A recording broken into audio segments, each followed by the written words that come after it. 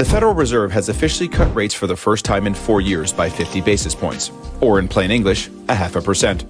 What does this mean?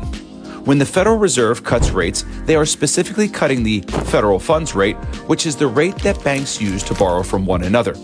The federal funds rate is also connected to the federal prime rate, of which is the consumer rate that is tied to loans such as home equity lines of credit, credit cards, auto loans, and more.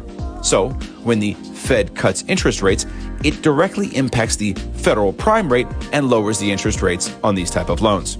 However, it is important to note that the Fed rate cut is not directly tied to mortgage rates.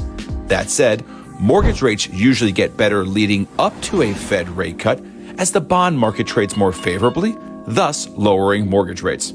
This is why, as of today, mortgage rates are almost 2% lower than the peak of this inflationary rate cycle. It is important that we share with consumers that a Fed rate cut by 0.5% does not translate to an exact 0.5% cut to mortgage rates. They are not directly connected. At the end of the day, a cut is an incredible step to increase both buyer and seller activity.